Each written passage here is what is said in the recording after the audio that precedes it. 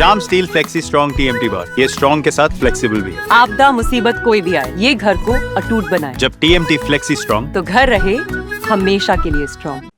नमस्कार।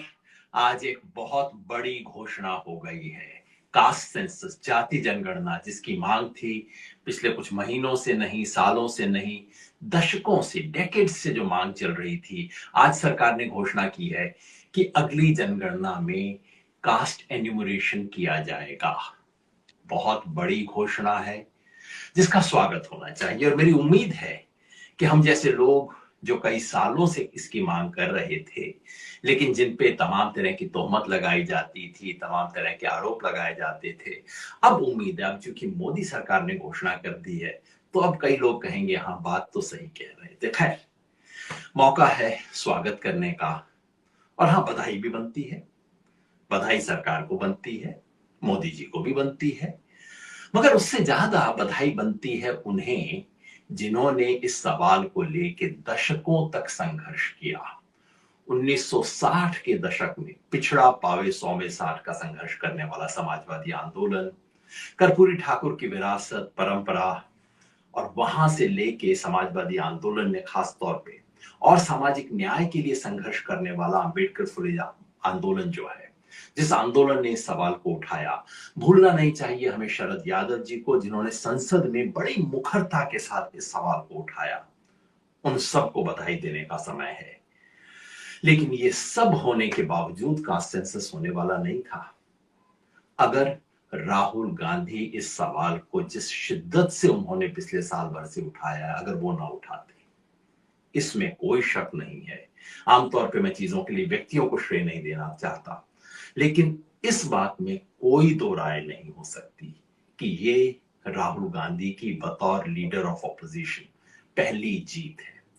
जिस तरह से उन्होंने इस सवाल को उठाया, अपनी पार्टी के अंदरूनी तमाम विरोध थे, तमाम तरह के स्वर थे, बाहर मखौल उड़ रहा था, उसके बावजूद जिस शिद्दत से इस सवाल को उठाया, कंसिस्टेंटली उठाया, उसने मोदी सरकार के पास कोई रास्ता नहीं छोड़ा बजाय इसके कि वो इसकी घोषणा करें। तो ये राहुल गांधी की विजय है, बधाई उनको भी। लेकिन बधाई के साथ साथ पूरी सच्चाई, क्योंकि इसकी घोषणा करते वक्त केंद्रीय मंत्री वैष्णव जी ने अर्ध सत्य बोला है। हमेशा वो बोल देते हैं कोई ना कोई आधा सच। उन्होंने कहा है 2010 में धोखा हुआ था, कांग्रेस ने धोखा किया था।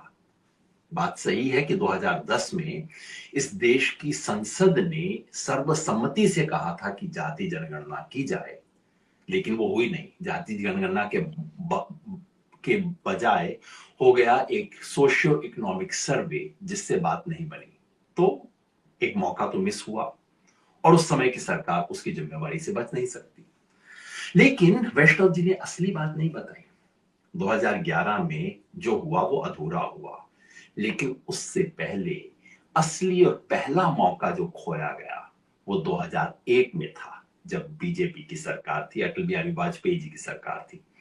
मंडल लागू होने के बाद पहला जनगणना 2001 में थी, और उस जमाने के सेंसस के जो रजिस्ट्रार थे, registrar general of census Vijay Shankar उन्नी, उन्होंने लिख कर कहा था कि ये होना चाहिए, कास्ट सेंसस होना चाहिए। और अटल बिहारी वाजपेयी सरकार ने, बीजेपी की तत्कालीन सरकार ने इसे दफना दिया था। तो वैष्णव जी बोले तो पूरा सच बोले, आधा सच मत बोलिए। आधा सच बड़ा खतरनाक होता है।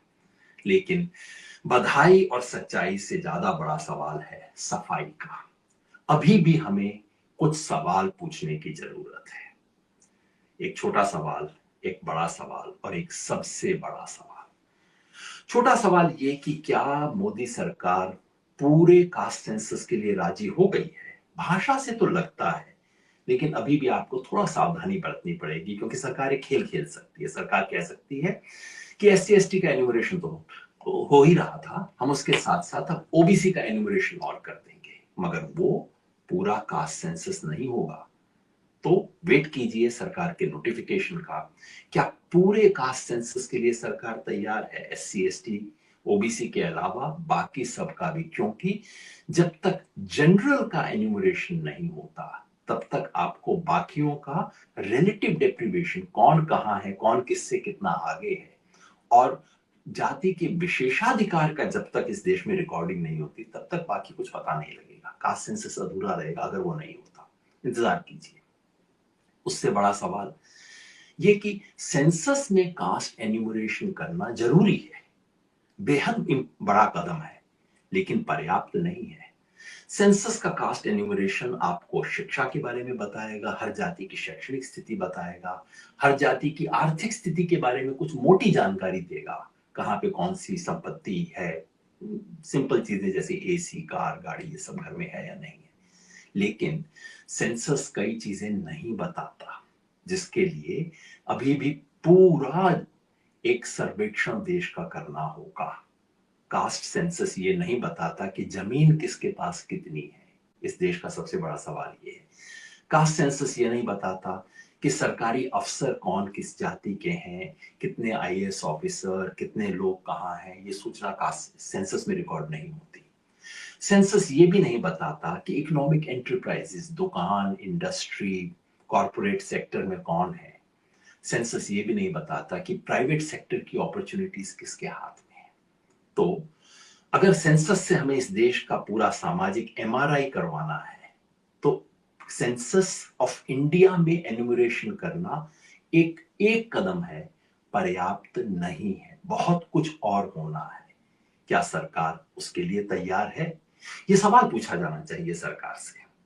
और फाइनली, सेंसस करवाना, ब्लड टेस्ट करवाना, रिपोर्ट करवाना, एक्सरे करवाना एक कदम है। असली सवाल यह कि इलाज क्या होगा। कांग्रेस ने और इंडिया गठबंधन ने एक बड़ा घोषणा की हुई है। उन्होंने कहा है कि वो रिजर्वेशन पे 50% की लिमिट को हटाएंगे। क्या वो ऐसा होगा? क्या बीजेपी और मोदी सरकार इसके लिए कमिट करती है कि वो 50% की सीमा जो कि सुप्रीम कोर्ट ने लगाई है उसे हटाकर 9th शेड्यूल में डालें ताकि सुप्रीम जुडिशरी इसको ब्लॉक ना कर सके? मतलब सेंसस तो होगा, लेकिन सेंसस के बाद क्या होगा? तो आज दिन है सामाजिक आंदोलन को याद करने का, कास्ट के सवाल पे, जाति व्यवस्था और जातिगत न्याय के सवाल पे इस देश में चले हुए लंबे संघर्ष को सलाम करने का दिन है। और हाँ, सलाम बिहार को करने का भी दिन है, क्योंकि बिहार की राजद सरकार और साथ में जेडीयू की सरकार भी, उसने पहली बार एक सेंसस करके साबित किया कि ये हो सकता है। तो बिहार की सरकार को और हाँ, नीतीश बाबू को भी बधाई, पूरे आंदोलन को बधाई, और एक लंबे संघर्ष के लिए अब कमर कस लीजिए। इस देश में कुछ बहुत बड़ा होने वाला है। धन्यवाद। ये स्टाइल का मामला है, रूपा फ्रंटलाइन।